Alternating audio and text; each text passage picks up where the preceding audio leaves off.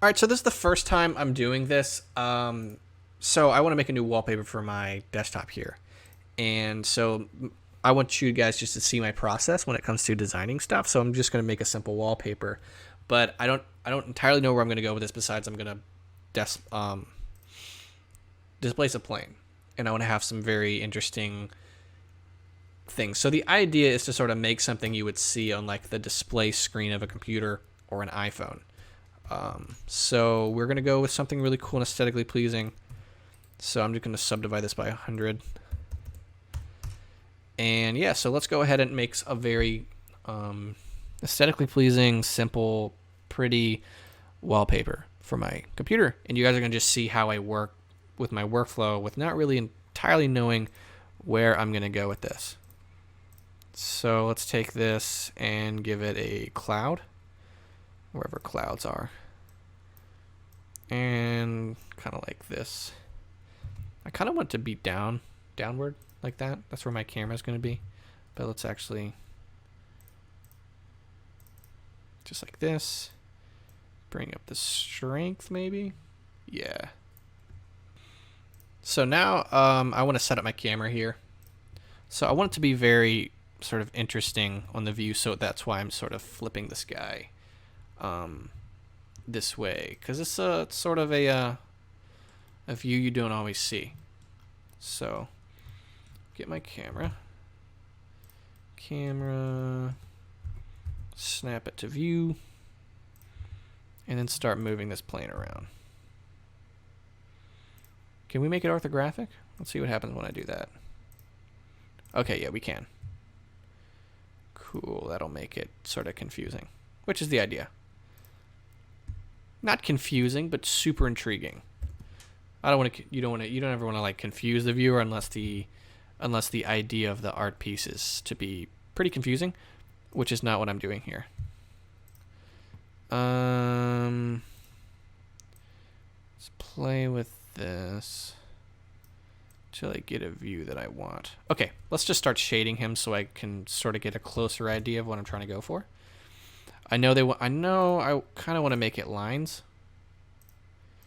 And I think this will definitely be cycles. So new, look dev. And you've seen me do this 100 times. DOL, color ramp, noise texture. Cool. I was worried it was running slow for a second there. Add the noise. Texture setup on the object. Separate. XYZ right here. See which direction it goes. Okay, cool. That's where I want it to look.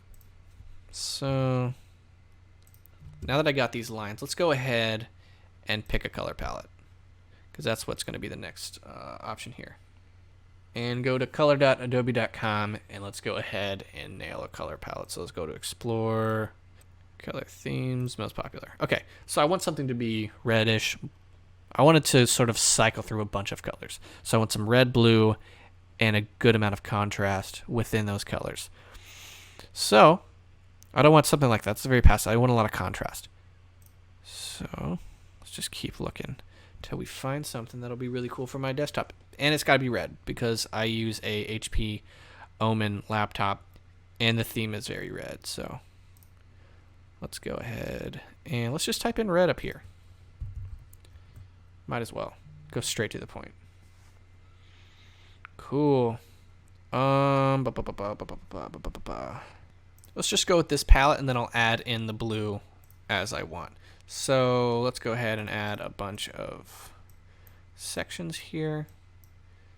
And let's go ahead and add this first thing. And then let's go back to look dev so we can see what we're working with. Where's the orange? I don't see it. There we are. Okay, so he's in there somewhere. Get this color here and put him on the other side. Cool. Now we're working with a little bit of stuff here. Let's make him that blue I'm trying to go for. We'll edit these colors later on. Okay, it's already looking pretty bad, but it doesn't matter because this is just trying out ideas. Let's get this kind of disgusting yellow. Okay, so now that everything's in here, let's start playing with it till we get something that we are excited about. Alright, now we're getting close to some interesting rock looking stuff. Let's take him and make him pretty dark. Cool. And then bring him this way, and he's really going to disrupt something. Whoa! Okay. This guy's really not doing anything. What's he going to do? Alright. Now we're getting something. Alright, let's see how that looks when I add my lighting. So let's get some area lights here. Okay. Cycles. Getting somewhere here. And bring the screen brightness all the way down. Do I have an HDRI that I can use? Because I think that will also assist in what we're doing. Here at dawn, cloudy. That will probably be best. Alright, here we go. Kind of working with something. So we're going to use this HDRI, give it down to 0.5, and then use this area light, which is currently too big to actually be interesting. Now let's point him here, and let's give his strength 1,000? Might be cool. Alright, yeah, there we go. It still looks pretty terrible. But now that I'm looking at it, it's starting to look better. So let's go back to shading here. And add in a bump node. Slow it down my whole computer. BUM. Normal. And then add this to the height.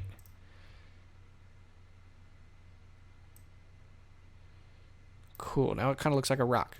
Which is what I want to go for. And then let's make it a little more glossy. So now that we have this, let's go back to shading and make it bigger. What happens if I do detail? Not a lot. Detail back at 5. Bring our scale up. Play with the scale of the noise.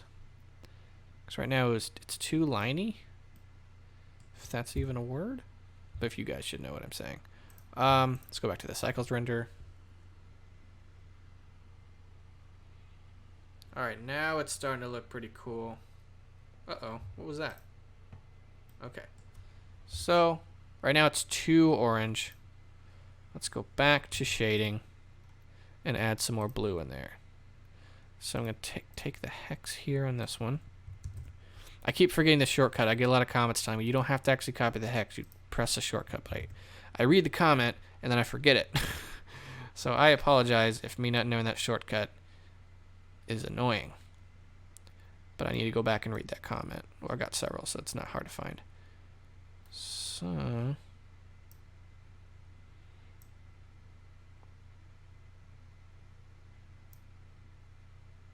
cool. Now we got some blue accents along with this obnoxious orangey red.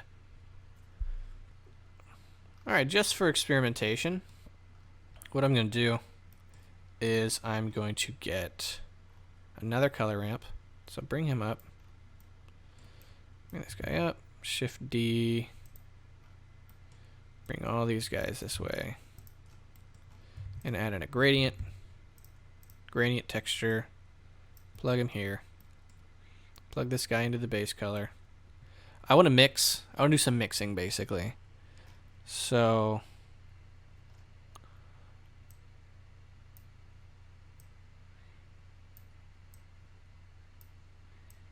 alright, so now we're getting some really pretty stuff here. And what I want to do is take this and mix it with a mix RGB. And just see what happens. So plug that there. Out of curiosity. So that's what it looks like? What is it plugged into? Okay, so let's do overlay. Nothing much yet. Let's do difference. That should be crazy. But it is. Soft light. Yeah, we're all learning together. Okay, well, forget this idea. Let's just go ahead and use this, because this gradient looks really nice, actually. I think I just need to flip it, because the composition's bringing your eye up here and not down here. And I don't like it that glossy.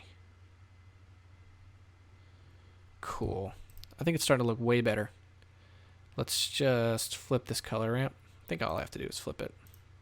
To switch, yeah, okay, cool. Switch it to the other side. All right. Now let's just bring the strength down a little bit some more, or up. Yeah, up. Let's go back to layout, check the cycles render.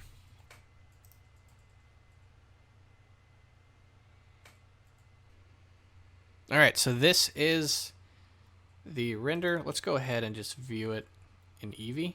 So the cycles actually froze my computer because I'm just doing a lot here on this thing.